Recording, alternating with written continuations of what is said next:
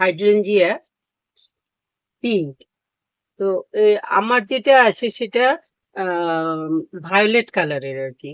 তো আমার ভায়োলেট আর নীল রঙের দুটো, হ্যাঁ দুটো আছে। আর এইটা হলো পিঙ্ক কালারের, এইবার এনেছি এটা লাগানোর জন্য। তো আমি এখন এটাকে রিপোর্ট করব। এই যে ওরা এরকম করে বানিয়ে দিয়েছে, এখন এটাকে আমি বের করে তারপরে রিপোর্ট করবো। মাটিটা তৈরি করে নেই। মাটিতে আমি এইসব গাছগুলো লাগাতে আমি মাটির মধ্যে বেশি হিজিবিজি কিছু দেই না। অনেক সময় বেশি কিছু খাবার দিলে গাছ মরে যায়। তো এই জন্য আমি এই যে এইগুলো পুরোনো টবের মাটি, সাথে কিছুটা গার্ডেন সয়েল আছে, ডাইরেক্ট গার্ডেন সয়েল কিছুটা আছে, আর বেশিরভাগটাই পুরোনো টবের মাটি। এটা গেল। এটার সাথে আমি এই যে গোবর সার, পুরোনো গোবর সার এগুলো এনে রেখেছি। বৃষ্টিতে সব ভিজে রয়েছে আর কি। গোবর সার আর মাটি একই রকম হয়ে গেছে দেখতে, কিন্তু এগুলো কিন্তু গোবর সার। এই যে গোবর, শুকনো গোবর ভিজে এরকম হয়ে রয়েছে। তো এইগুলো আমি মিশিয়ে দিচ্ছি মাটিটার সাথে ভালো। অনেক সময় কি হয়, এইরকম ছোট চারা যেগুলো থাকে সেগুলো নানান রকম সার টার দিলে পরে গাছ নষ্ট হয়ে যায়। সবচাইতে সেফ হলো পাতা পচা সার আর পুরনো গোবর সার। এই দুটো জিনিস দিয়ে গাছ বসালে পরে গাছ কিন্তু কখনো চারা মরে না। খুব কমই হয় এরকম যে চারা বাঁচলো না। এই দুটো জিনিস ভীষণ সেফ। গোবর সারটা যদি খুব পুরনো হয় তাহলে পরে কোনো অসুবিধা হয়।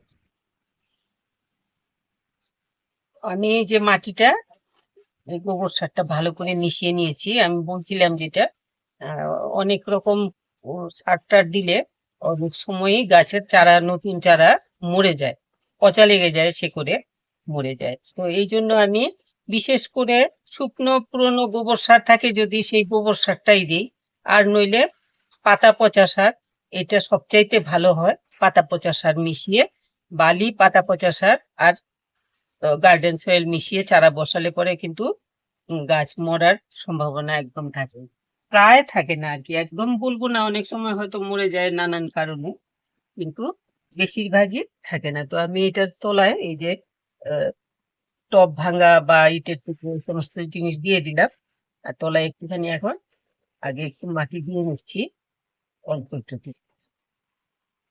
এটা সেট হয়ে গেল, এখন এটাকে বের করে নিই।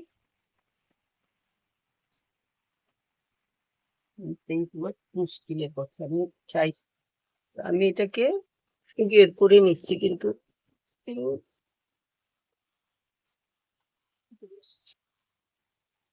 ওটা দিয়ে একটু বাড়িয়ে দিয়ে দাও না, লম্বাটা দিয়ে। বাড়ি দিলে মাটিগুলো কি মাটি দেয় ওরা। এই যে এখন আমি এটাকে সোজা বসিয়ে দেবো, কেন মাটিটা অনেকটা ছুটে গেছে, শেকড়গুলো ডিস্টার্ব হয়ে যাবে। মাঝখানটাতেই বসিয়ে দিলাম, বিশেষ কিছু করবো না, ভালো করে দিয়ে দেবো।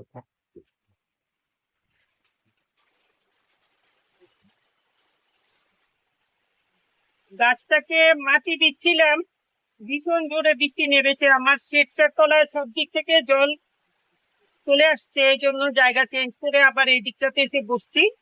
ওই সাইডটাতে বসেছিলাম, ওইখান থেকে এখন এখানে একটু, এখানটাতে জল কম পড়ছে, দিক থেকে হাওয়াতে ভীষণ ভাবে জল আসছে।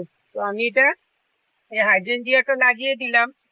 আর হাইড্রেঞ্জিয়া একবার বেঁচে গেলে কিন্তু সহজে আর কিছু হয় না। আর এগুলোতে পোকামাকড়ের উপদ্রব খুব কম, আর এত সুন্দর ফুল থোকা থোকা হয়ে হয়, খুব ভালো লাগে। আমার তো দুটো আছে, একটা বেগুনি, একটা নীল, আর এটা হলো গোলাপি। এই লাগিয়ে দিলাম ওটাকে, অল্প জল দিয়ে দেবো, খুব বৃষ্টি হচ্ছে এমনিতেই, বাইরে রাখবো না, বেশি জলে আবার গাছ নষ্ট হয়ে যাবে। আর একটুখানি এই জায়গাতেই রাখলাম।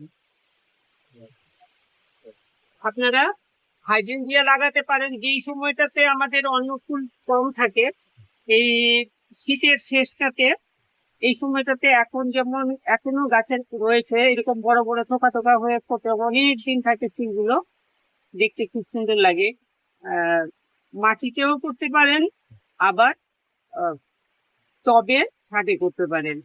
তো আমি এইটাকে টবে লাগালাম, ইচ্ছে আছে নিচের থেকে বেগুনি আর নীল রঙের হাইড্রেঞ্জিয়া যেগুলো আছে সেগুলো ওপরে এনে লাগাবো।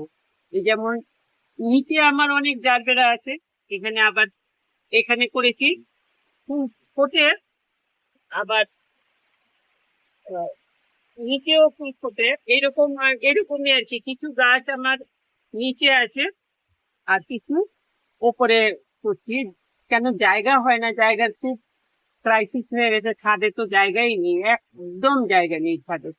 তবু এই হাইড্রেঞ্জিয়াটা আমার ইচ্ছে এটা ছাদে থাকবে, পরে বড় হলে তখন এগুলো তো চারা করা কোনো ব্যাপার না, ডাল কেটে চারা কিনে নেবো, করে নিচে লাগাবো।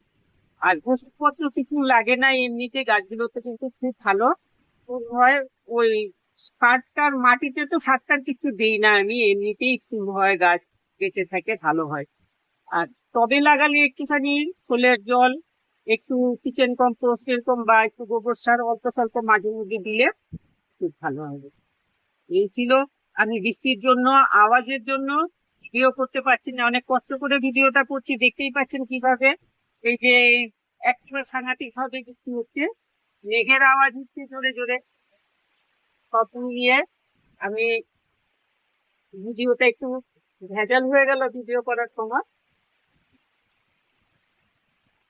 তো আমি এখন উঠে যাচ্ছি, আপনারা ভালো লাগলে একটুখানি লাইক শেয়ার করে দেবেন, আর যারা সাবস্ক্রাইব করেননি সাবস্ক্রাইব করবেন। সবাই দেখবেন ভিডিওগুলো, স্কিপ না করে, তাহলে ভালো হবে। আর ভালো লাগলে একটু লাইক করে দেবেন, কমেন্ট করবেন কেমন লাগলো একটু কমেন্ট করে জানাবেন। সবাই খুব ভালো থাকবেন।